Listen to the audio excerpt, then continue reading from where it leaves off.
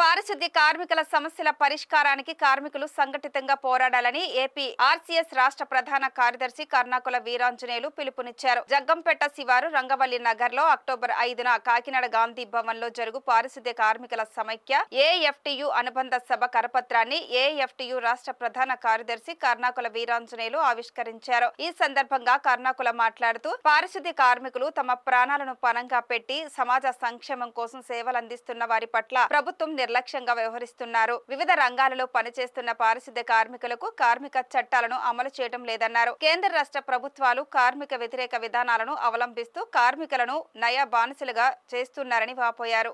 పారిశుద్ధ్య కార్మిక సంఘం ఆధ్వర్యంలో కాకినాడలో 5వ తారీఖున జరిగే మహాసభను జయప్రదం చేయాలని కోరుతూ, అలాగే ఈ దేశంలో అట్టడుగు వర్గాలకు చెందిన దిక్కుతోచని పరిస్థితిలో శానిటేషన్ వర్కర్స్ అయితే ఉన్నారో వాళ్ళని రకరకాల సంఘాలు పెట్టి వాళ్ళని చూపించి రకరకాలుగా వాళ్ళు ఉపయోగించుకుంటున్నారు తప్ప ఇలా కష్టాలు అయితే మాత్రం ఏనాడు తీర్చిన పాపాన్ని అయితే ఏ గవర్నమెంటు ఏ సంఘాలు అయితే మాత్రం పూర్తి స్థాయిలో పనిచేసిన విధానం అయితే కనపడతలేదు. దాన్ని దృష్టిలో పెట్టుకుని పూర్తి స్థాయిలో వాళ్ళ కష్టాలు వాళ్ళకున్న హక్కులు గుర్తు చేసి వాళ్ళని ఒక ఉన్నత స్థాయిలో నిలబెట్టడం కోసమే ఈ సంఘం ఏర్పాటు చేసి ఏఎఫ్టీ ఆధ్వర్యంలో ఏర్పాటు చేసి పూర్తిగా వాళ్ళ కష్టాలు సమూలంగా తుడిచిపెట్టే విధంగా పనిచేయాలనే దృష్టితోనే ఈ సంఘం ఏర్పాటు చేయడం జరిగింది.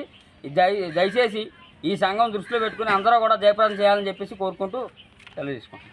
ఈ పారిశుద్ధ కార్మికులు అనేటువంటిది అట్టడుగు వర్గాలు, అసలు కార్మిక వర్గంలోనే ఇంత బానిసత్వం కానీ, కార్మిక వర్గంలోనే కానీ వాళ్ళ మున్సిపల్ చెత్త కానీ అనేక విషయాల్లో ఇంకా వారికి మించిన వారు భారతదేశంలో లేరు. అలాంటి కార్మికుల విషయంలో ప్రభుత్వాలు చాలా మొండి వైఖరితో ఉంటున్నాయి. వాళ్ళకి సంబంధించినటువంటి చట్టాలు కానీ ఇంకోటి కానీ వాళ్ళ కనీస వేతనాలు కానీ వాళ్ళ పని గంటలు కానీ విషయంలో ఖచ్చితంగా ప్రభుత్వాలు మొండి వైఖరితో ఉన్నాయి.